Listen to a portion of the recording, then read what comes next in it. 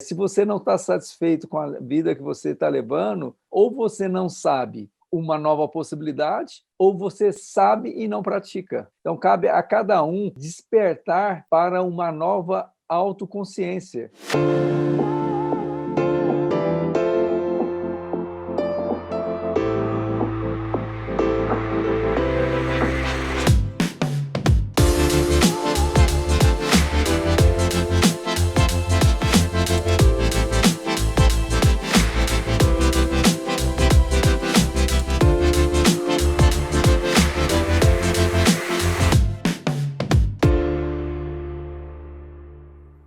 Tudo sobre a relação entre cérebro e meditação, a ciência da meditação, como é que a meditação, que as técnicas de meditação podem influenciar o nosso cérebro, para que o cérebro também, por sua vez, influencie o corpo a ficar mais saudável, menos ansioso, menos estressado, e aí sim conquistar aquilo que ele, o neurocirurgião Eduardo Silva, chama de um cérebro em alta performance. Como é que nós chegamos até você? Porque eu estava buscando, e aí comentei com o Sanit, e ele falou assim, olha, eu conheço um médico que também fala de meditação, que fala desse negócio de mente, cérebro e corpo, então eu vou te dizer que vou te indicar. Ótimo. E que também não é uma coisa comum no ambiente médico, talvez a gente possa começar por isso, né? Também é uma coisa nova e são poucos os profissionais, nem vou dizer especializados, mas interessados mesmo no assunto, né? Com certeza, porque as pessoas, principalmente aqui no Ocidente, os médicos, elas são treinados para curar e elas não são treinadas para fazer a prevenção e muito menos, independente de religião, elas não chamam atenção o ato delas poderem espiritualizar, fazer meditação, se alimentar bem, em vez de ficar nesse mundo que nós sabemos que é um mundo de muita agitação, nesse mundo externo, ir para o interior, onde está toda a nossa sabedoria, está toda a nossa conexão com o universo, com os mestres, e está a nossa paz interior. Mesmo sabendo que hoje já existe um bom amparo na ciência, não é? Com certeza. Dos efeitos positivos da prática meditativa, não é isso? Então, mesmo aqueles mais céticos, hoje, cada dia que passa, são mais experimentos que comprovam resultados em diversas áreas, não é, doutor? Com E ainda certeza. continua esse ceticismo na medicina? Como é que está isso? Continua, porque, como eu disse no início, os médicos no Ocidente são treinados para a cura e muito menos eles procuram a autocura. E eles são muito conectados a medicamento, a cirurgia, e tem hoje vários trabalhos mostrando que as 3 eras da medicina. Se você me permite, eu vou só dar uma ilustrada. Vamos lá. Sim, então, a primeira era da medicina foi quando descobriu-se o raio-x, descobriu-se a penicilina, e isso, e além da cirurgia, do éter, do anestésico, isso em 1700 e pouco, 760, por aí, as pessoas começaram a tratar através de medicamentos, de fármacos, e através de cirurgia. Quando Freud começou a mostrar a teoria dele, então eles começaram a observar que a mente também precisava de cura. E no século XXI, o 20, aliás, e começo do século XXI, nessa transição, vários médicos, vários cientistas começaram a observar que há uma possibilidade de cura através da mente, através do espírito. Então, hoje é descrito Larry Dossey, um médico americano, que tem a primeira era, que é a era dos fármacos e cirúrgica, a segunda era através da psicologia, da mente, e agora a terceira era, a era da espiritualidade. É lógico que, por exemplo, se um paciente chegar hoje com uma infecção, com a meningite, com apendicite ou qualquer outra cirurgia, outra situação de emergência, é usada a primeira era, antibiótico e cirurgia.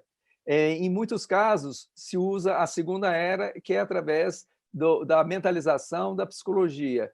E hoje está mais que comprovado que, através de prece, de meditação, de emanação de energia, não só mental, mas também através das mãos, é possível cura, através de uma nova medicina, é uma medicina que nós denominamos medicina espiritual. É lógico que em algumas fases tem que se unir as três. Agora, a partir do momento que as pessoas elas chegam numa condição de prevenção, elas podem usar a medicina espiritual para não haver necessidade de usar a psicológica, a mental e nem a física. Então, essa, na minha opinião, que é a grande sacada.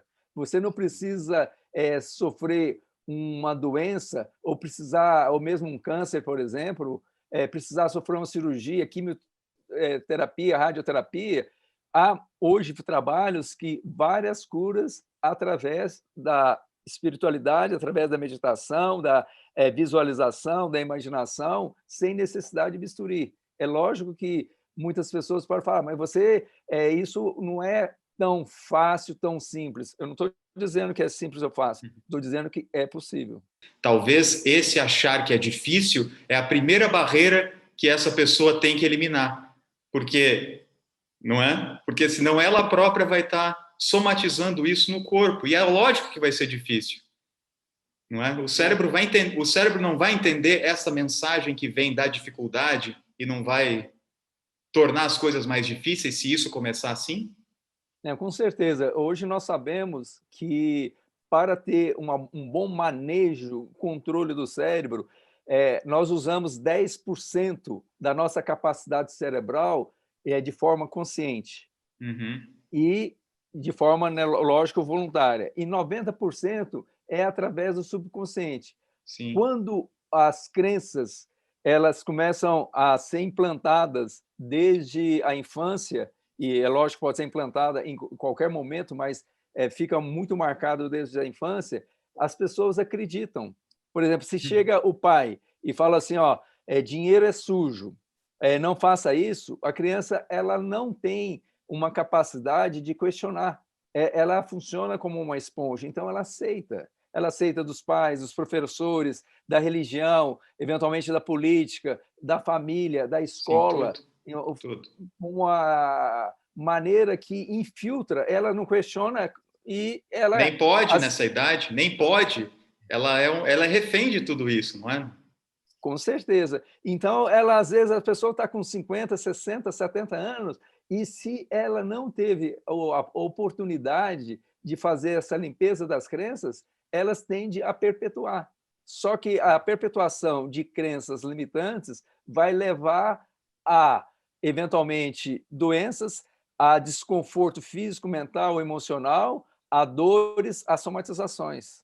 E por isso que é importante, vou entrar um pouquinho na meditação, a partir do momento que nós entramos no estado de contemplativo, no estado de relaxamento, de introspecção, de visualização, de imaginação, e chegamos na meditação, onde nós aprendemos a esvaziar o nosso diálogo interno, bloquear os 5 sentidos e, através mesmo das pessoas que eventualmente estão tendo desafios ou numa fase inicial de meditação, um princípio básico é focar na respiração. Focando na respiração, você libera esses estímulos vindo dos 5 sentidos e mesmo o diálogo interno, que eu posso ficar pensando, será que funciona? Será que não funciona? Que é o mais difícil, bobeira, não é? Que é o sexto sentido, como disse o Buda. É o mais desafiante, porque isso está dentro de você. E no dia a dia, nós temos em torno, segundo vários trabalhos, de 40 a 60 mil pensamentos. E, Imagina. Infelizmente, esses pensamentos por dia, a grande maioria, eles são repetitivos. É o que aconteceu ontem, anteontem, semana passada, e na maioria das pessoas, eles são negativos, eles são pensamentos que levam a pessoa à negatividade. E entra num círculo vicioso de somatização, de dor, de doença e de desconforto. E se nós formos investigar um pouquinho a origem desses pensamentos, se o praticante de meditação conseguir se esforçar nesse sentido, fatalmente ele vai encontrar que nem é dele aquilo tudo que ele estava pensando, não é, Edu? E aí ele vai chegar onde você disse, ele vai conseguir a origem disso e vai ouvir a voz do pai dele na cabeça, né? A do professor, sei lá, do primeiro chefe. Então, existe uma identificação com algo que nem é nosso, nem é um pensamento original nosso. Olha a coisa como, não é? Como é profunda e precisa de uma investigação. Por que tem muitos resultados positivos nos praticantes de atenção plena? Por que ficou famoso o tal do mindfulness? Não é? Eu imagino que seja por isso, porque com o tempo de prática, os pensamentos têm menos força sobre a gente, certo? É isso aí, Gabček. Pode ser compreendido da seguinte maneira. No nosso cérebro, nós temos entre 86 e 100 bilhões de neurônios. E, a partir do momento que a pessoa utiliza um dos sentidos, ela vai fazendo novas conexões, ela vai fazendo novas sinapses. E essas sinapses, no caso das crenças, dos pensamentos, elas são conexões muito fortes. Então, e não tem uma maneira ainda conhecida de romper de uma vez, a não ser num trauma muito violento, num choque, numa morte, num acidente, por metodologia convencional. Então, isso precisa-se de treino. Então, imagina que aqui eu vou demonstrar, tenha crenças limitantes. Agora, você quer sair dessas crenças e atingir outra. Então, essa explicação que você acabou de dar. Então, se você está nos pensamentos, e a partir do momento que você começa a ter atenção no corpo, o que acontece? Aquelas crenças, elas começam a enfraquecer. Vamos fazer uma analogia com a luz. Elas estavam muito iluminadas, e a partir do momento que você joga um foco, imagina uma lanterna para o outro lado, aqui começa a ficar escuro e do outro lado fica claro. E qual que é o lado que fica claro? Aquele lado da autopercepção, aquele lado da introspecção, aquele lado de observar o corpo, observar a respiração. E a partir do momento que aquelas conexões iniciais eram fortes, elas vão enfraquecendo, e aquelas que não tinham, ou eventualmente eram fracas, elas vão fortalecendo. Então, isso é um método de explicação de como, através do treino, nós podemos fazer o que nós denominamos neuroplasticidade. E essa neuroplasticidade é denominada neuroplasticidade ativa, uma neuroplasticidade proativa ou uma neuroplasticidade positiva. Aquela neuroplasticidade que nos leva a sofrimento, que nos leva à dor, ela também é uma neuroplasticidade, só que é uma neuroplasticidade reativa, negativa e que nos leva a sofrimento. Então, o grande toque-chave nesse caso é você sair de uma neuroplasticidade que te leva à dor para uma neuroplasticidade que te leva a bem-estar. Então, isso pode ser feito através de treinamento, e muito treinamento. E não voltar a criar novas, né? Porque... normalmente, eventualmente, quando as pessoas ainda estão numa fase inicial, até essas novas são recriadas ou são criadas. A partir do momento que elas entram num estado meditativo e com muita dedicação, persistência, prática, o próprio Buda, em várias ocasiões, quando eu chegava perto dele, mestre, como que eu faço para conseguir isso? Prática, prática e prática. Sim. Assim nós estamos falando da meditação como um treinamento, né? Não tem como... Para que o praticante observe todos esses resultados, né, que infelizmente não sai muito, né? Não sai no G1 nem no UOL os resultados, sai de vez em quando uma coisinha pequena, né? Imaginemos que as pessoas que estão em casa agora nos assistindo, que elas não têm nenhuma experiência com a meditação, estão vendo esse diálogo e elas comecem a praticar. Já existe evidências de que a partir de 21 dias, depois 40, 60 dias, já é inclusive possível de mensuração através de exames, não é? Clínicos, sei lá, exame de sangue, exames, como é que eu... Eletroencefalograma e ressonância eletroencefalograma. magnética funcional. Inclusive, tem uma médica, Lara, da Universidade de Chicago, ela fez uma mensuração da seguinte forma: ela fez 2 grupos, um grupo controle, que eles falavam, que ela orientava, procura respirar, relaxar, ficar calmo, e um outro grupo que ela orientou todos o básico da meditação. E foi observado, através principalmente de eletroencefalograma e ressonância magnética funcional, que a região do córtex pré-frontal, ele que é o responsável pela paz, pela tranquilidade, pelo sossego, pela calma, ele aumentou o córtex cinzento, da substância cinzenta. Enquanto que as pessoas que não meditaram, não mudou nada. Isso praticando a meditação 5 dias por semana, durante 20 minutos, por 8 semanas. Então, já teve uma maneira de mensurar o crescimento de neurônios, o desenvolvimento de neurônios, e houve uma hipertrofia da massa cinzenta. E justamente nessa área do córtex pré-frontal, que é o maestro, o mestre de uma orquestra. A orquestra é o restante do nosso cérebro e o nosso corpo. Então, é ele que coordena, ele que gerencia, ele que comanda todas as nossas reações. Quando, por exemplo, nós temos, como você tinha comentado, uma situação instintiva, eventualmente, uma situação de condicionamento, através da ativação do córtex pré-frontal, nós aprendemos a ter um comando, um controle do sistema límbico, que é o sistema hormonal, ou o sistema mamífero, que é o sistema emocional.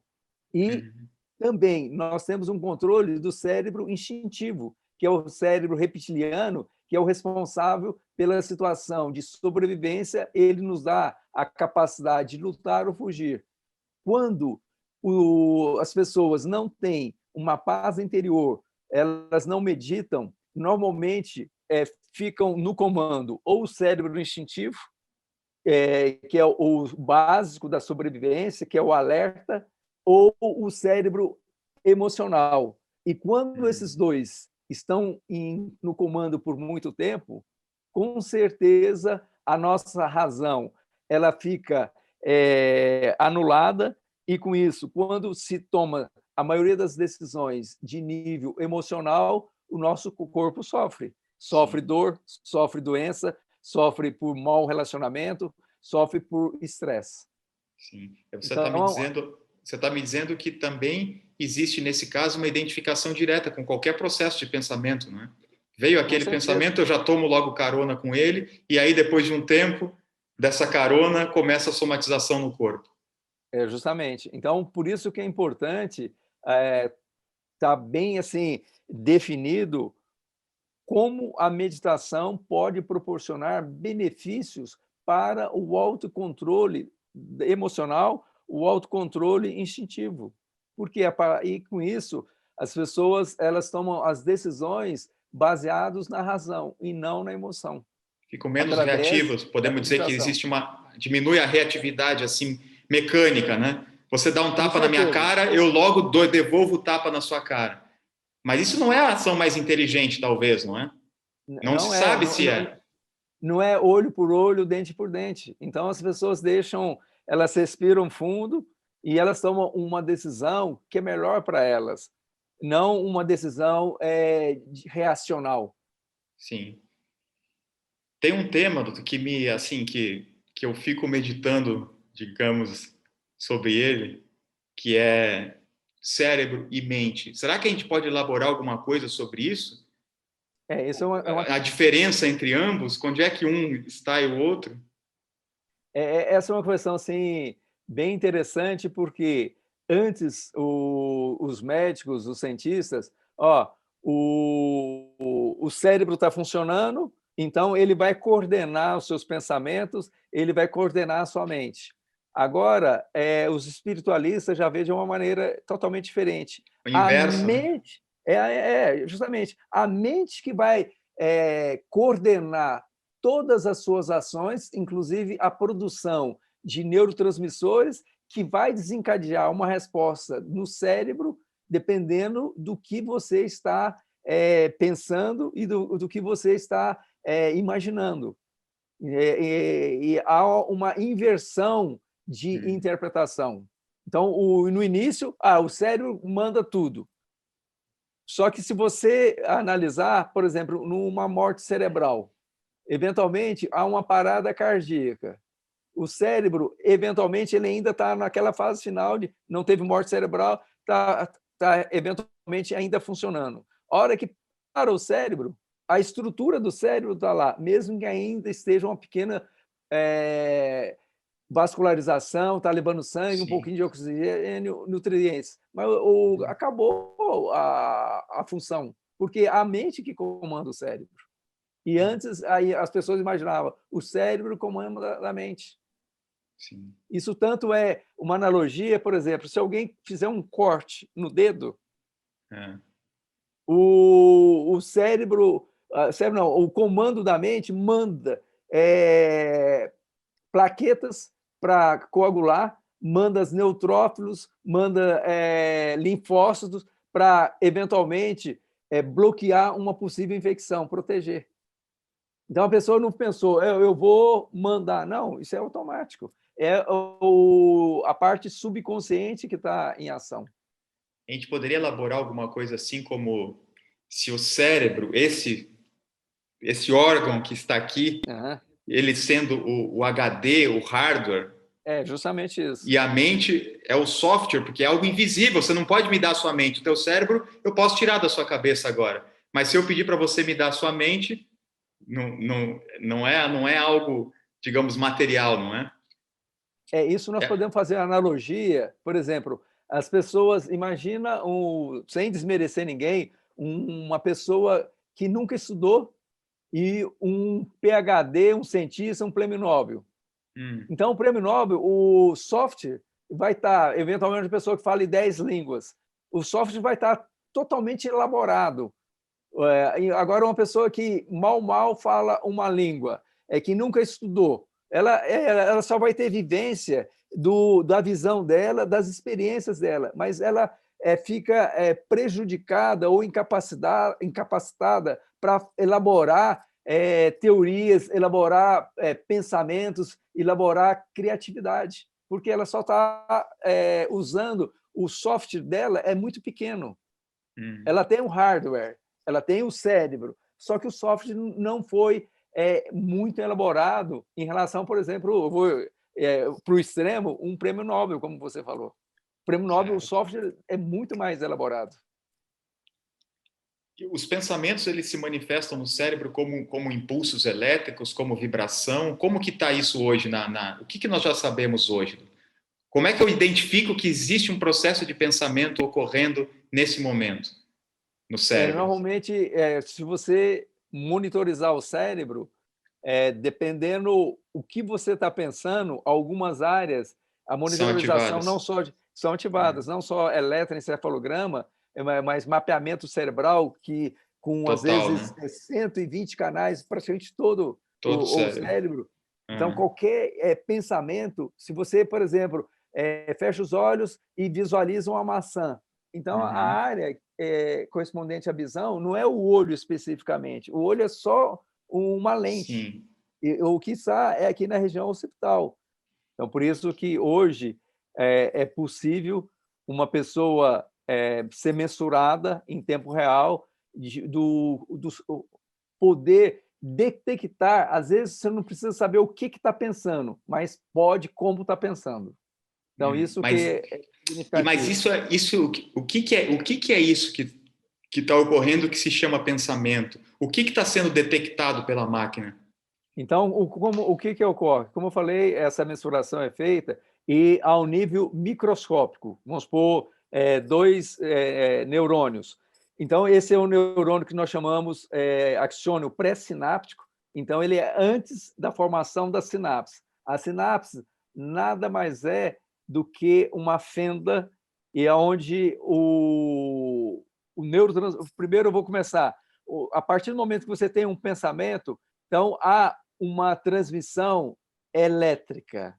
Certo. E quando chega aqui na sinapse, por exemplo, a hora que você dá um abraço a uma pessoa querida, uma mãe está amamentando um bebê, o que acontece? Esse estímulo elétrico, ele carrega uma produção de ocitocina, e a ocitocina é liberado aqui na região da sinapse, e a hora que ele passa para o outro dendrito, por outro neurônio, esse neurônio ele recebe aquele estímulo de prazer, e isso repercute, dependendo da quantidade de ocitocina, num prazer assim, momentâneo, e um prazer que as pessoas se sentem com compaixão, com um amor, com empatia, e principalmente quando tem um relacionamento amoroso ou um relacionamento pai-filho, filho-pai. E mesmo se você abraçar uma pessoa que você nunca viu, mas com um sentido de amor puro, incondicional, mesmo que não tenha conotação sexual nenhuma, você produz endorfina depois de 30 segundos. Endorfina e ocitocina. E da mesma maneira não ocorre para o outro lado? Porque nós estamos falando de prazer, de sensações positivas, de afeição, certo? Nesse sentido, de amorosidade, de compaixão. Então, existe esse impulso elétrico e o neurônio se comporta dessa maneira. Por outro lado, existe o nascimento também de uma coisa negativa, né? Através do processo de pensamento, que também é construído da mesma forma e também é um impulso elétrico, certo ou não? Não, é certo. A única diferença, por exemplo, está levando bem-estar, prazer, porque é um pensamento positivo, proativo, otimista. Enquanto que, a partir do momento que a pessoa emana emoções, por exemplo, raiva, medo, ódio, tristeza, o que está acontecendo? Está havendo uma produção de hormônios que vai manifestar aquilo que a pessoa está sentindo.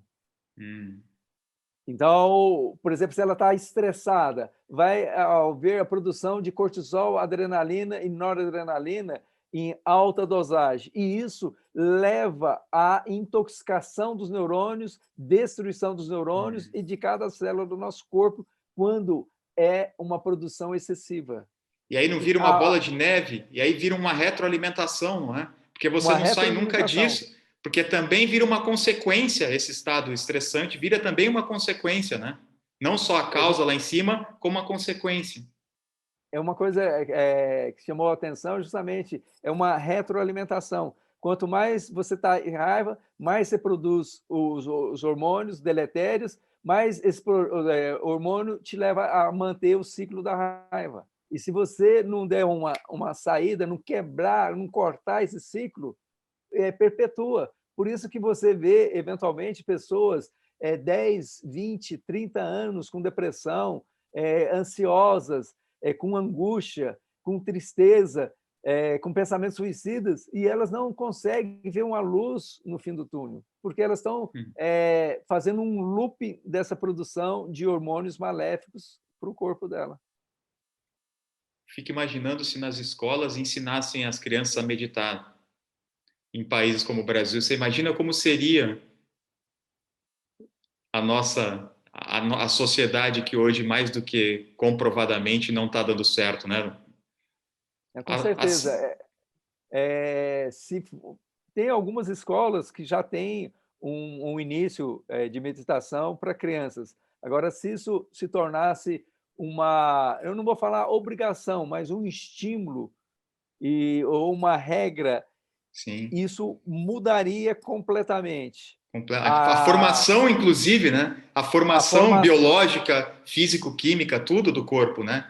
Do cérebro, mente. Não só a parte física, mas a parte biológica como um todo, a parte mental, a parte emocional. Imagina uma criança que, em vez dela ter desavenças, raiva, eventualmente até questões de briga com essas crianças, respirasse, meditasse, ela iria abraçar essa criança, ela iria ser proativa, ela iria ter mais empatia, mais compaixão. E, com isso, a menor chance de ter doenças, não só física, como mental também, ou fazer uma condição de somatização corporal. E essa é uma outra área que talvez seja ainda mais desconhecida dos pais e mães que vão nos assistir, que estão vendo esse vídeo, é que já existem também experimentos feitos com crianças, feitos em escolas do uso da meditação.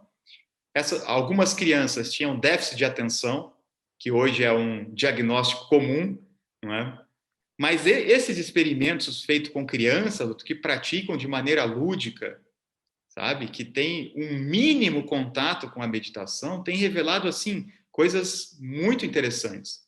Por exemplo, esse déficit de atenção simplesmente desaparece. É uma coisa muito interessante o que você falou, Gabchak, é que quando a criança...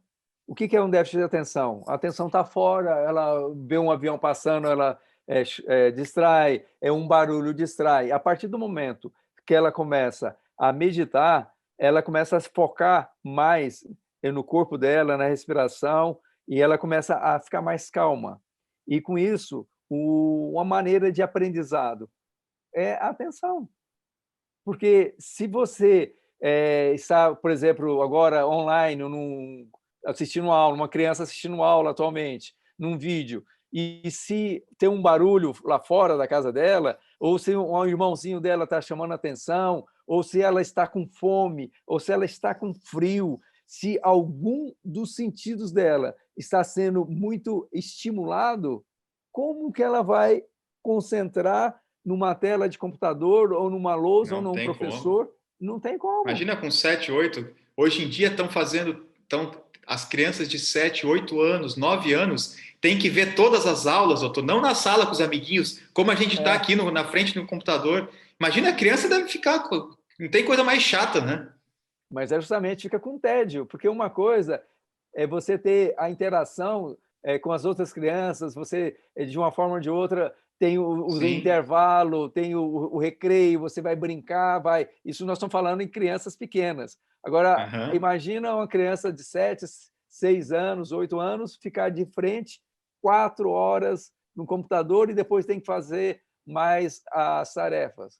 Então, se ela meditar, ou se ela meditasse, com certeza o desempenho dela seria muito superior em relação a um grupo controle que não medita. Durante algum tempo, doutor, e ainda hoje, eu tenho trabalhado com atletas profissionais. Então, uma identificação que eu tenho feito, uma constatação, é que mesmo nesse ambiente em que se quer um corpo super saudável, um corpo rendendo o máximo, eles estão muito aquém do que poderia ser o máximo para aqueles corpos. Não é? Eu não sei se você concorda com isso também, de ter um corpo no máximo que ele pode render, sem fazer um treinamento mental com base em meditação e técnicas dessa natureza.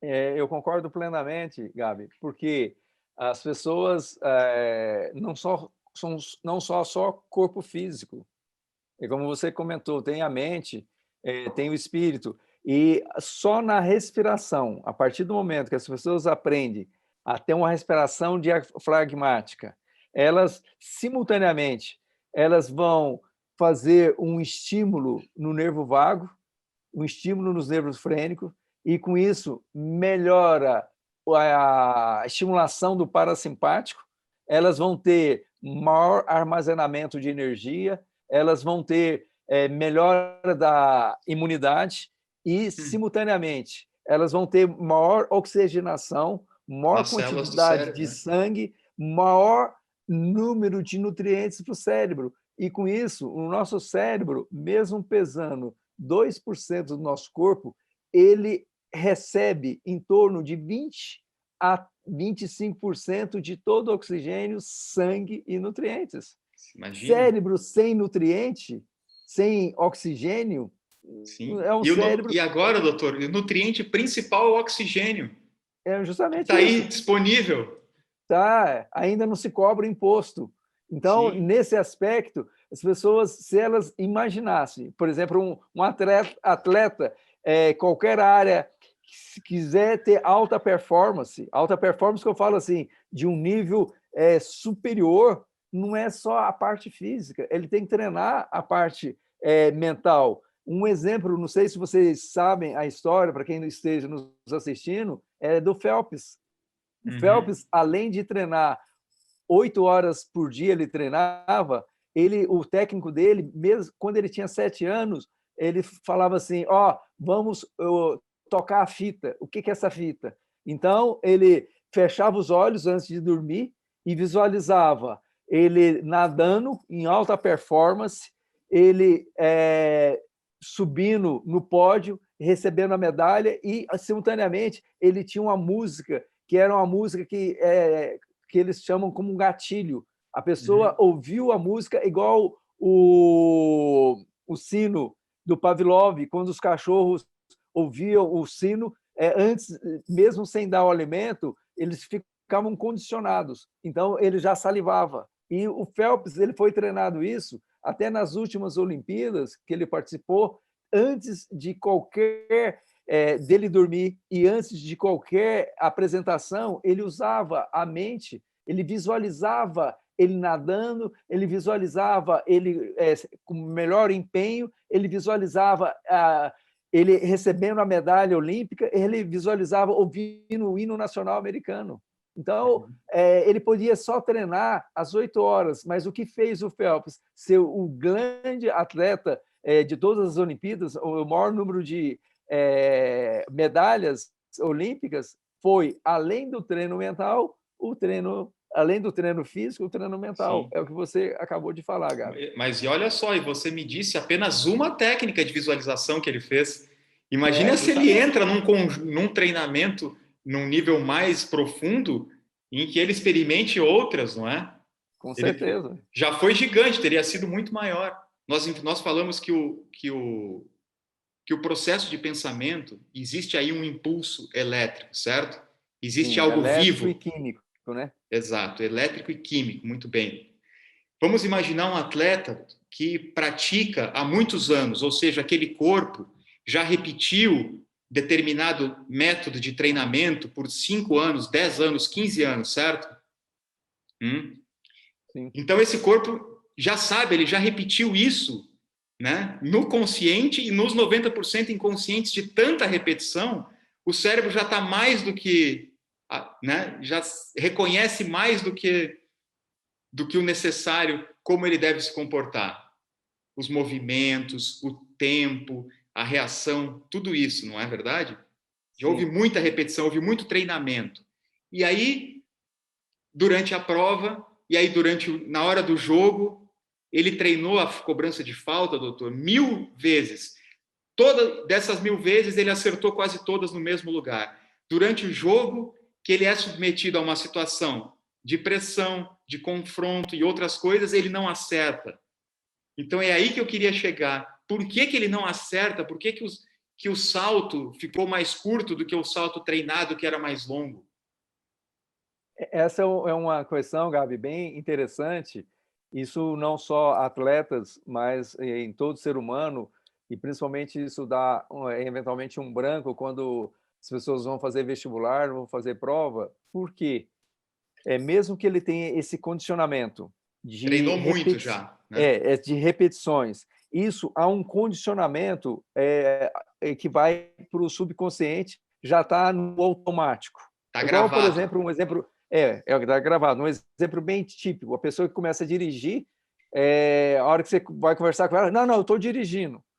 Então, vai colocar um som, não, eu estou dirigindo. Aí, depois de várias horas, isso, eu tenho brevet de avião, no mínimo 40 horas.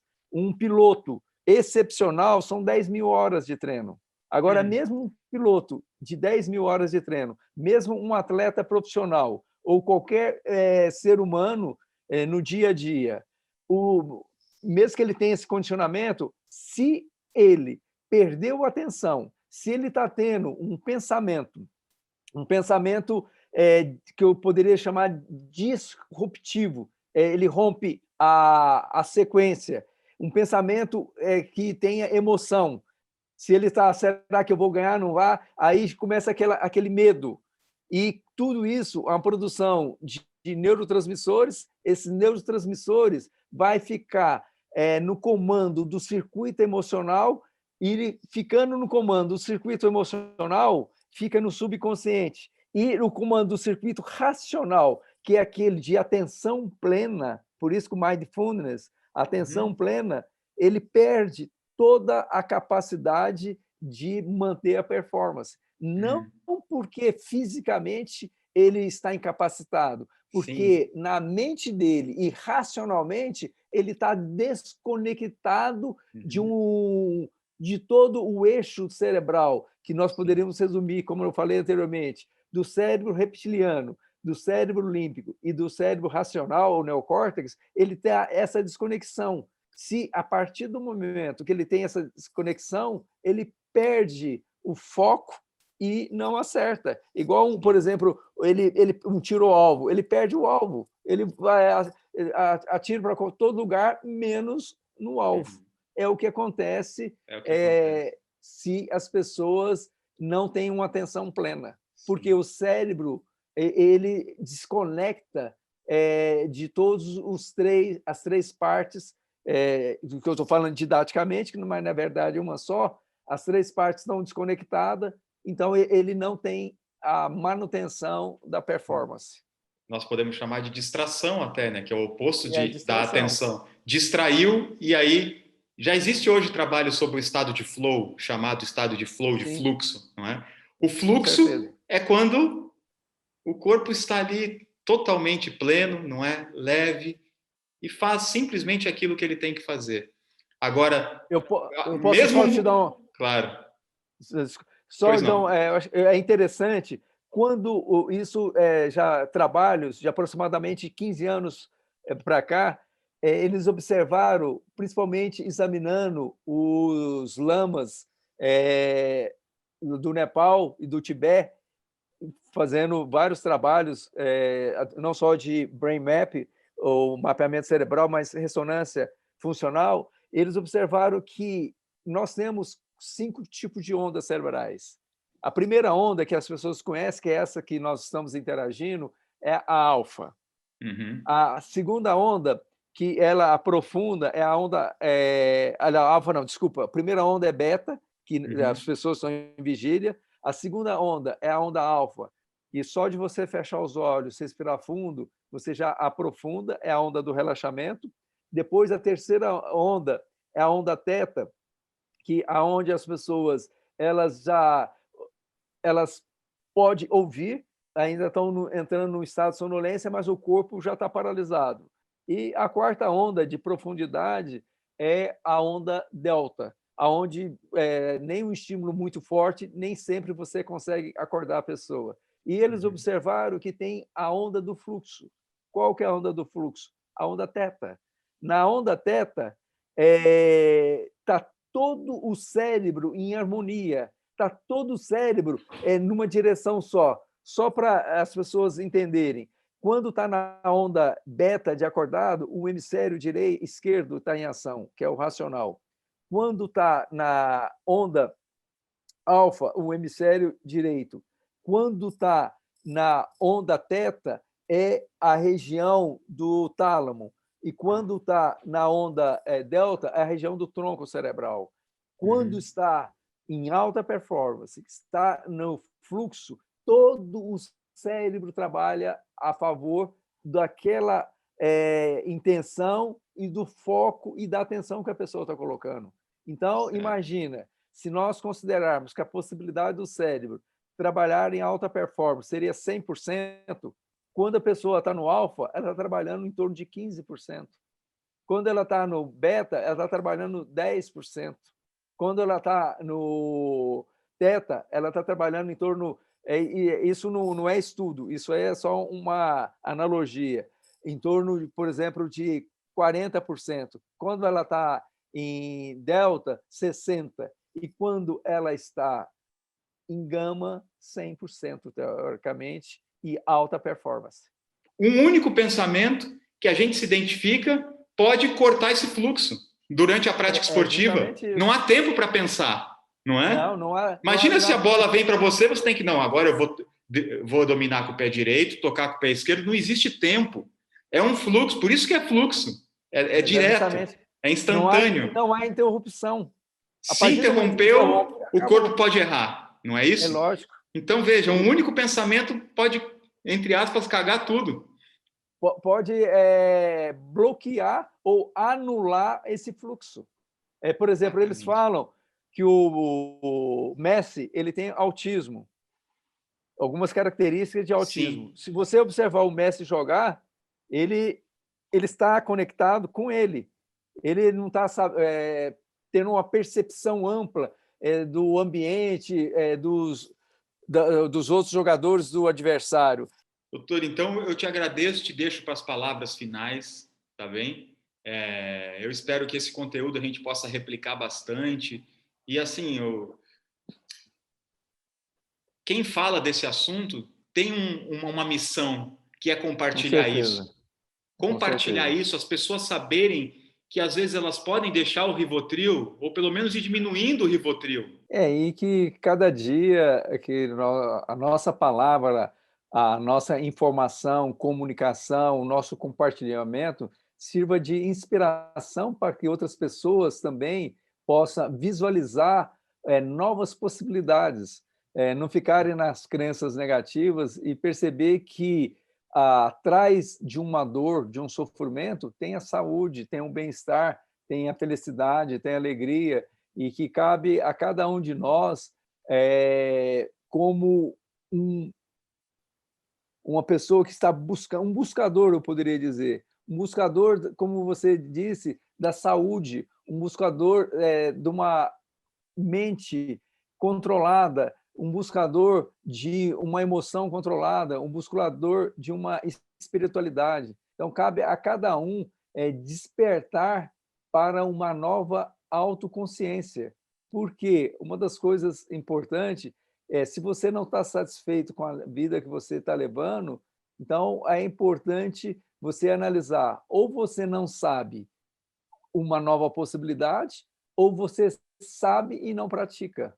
Então, é isso que é importante as pessoas deixarem de dar a vida delas, de deixar com que outras pessoas tomem conta da vida dela. Elas têm que assumir uma responsabilidade dos seus atos, dos seus pensamentos, e com isso, a partir do momento que se tem uma condição que não é agradável, por que não mudar? Por que não ir atrás de informações, de conhecimentos? E eu vou dizer mais, Gabi, por que não sair dessa zona de conforto, deixar de procrastinar e, principalmente, deixar de autossabotagem?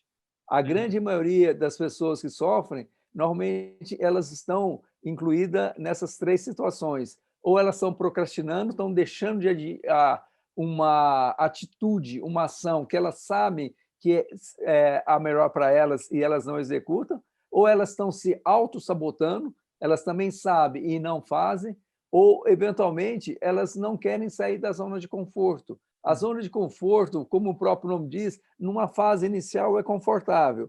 Agora, imagina, para nós que meditamos, ou uma pessoa que nunca meditou, você ficar sentado numa posição ereta é confortável, até que isso te leve a você se sentir incomodável. Então, mesmo a zona de conforto, depois de algum tempo, ela é desconfortável. E para você, por exemplo, imagina ficar numa posição de lótus 1, 2, 3, 10 horas. Começa a ficar desconfortável, por mais prática que as pessoas têm. Então, é uma posição inicialmente confortável, mas ela precisa alongar, ela precisa movimentar, porque a vida é em movimento. Mesmo quando nós estamos em estado meditativo, nós estamos girando uma frequência vibratória no nosso corpo nós estamos emanando energias e recebendo do universo.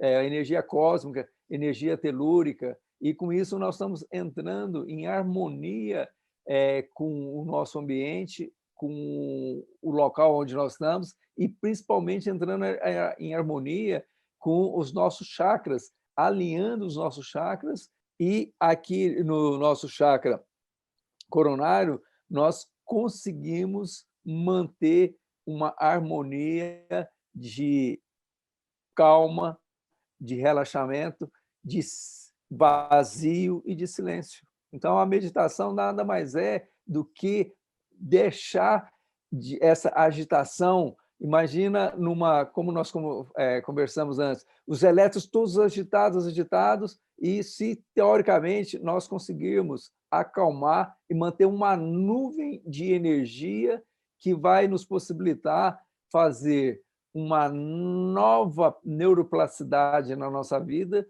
com capacidade de nos manter sadios, saudáveis, em harmonia conosco mesmo, em harmonia com as outras pessoas, em harmonia com o ambiente, aonde nós possamos emanar ondas de empatia, de compaixão, de amor, e, com isso, gravitar num centro de autocontrole, de prosperidade, de uma situação onde nós encontramos o vazio que é preenchido de harmonia.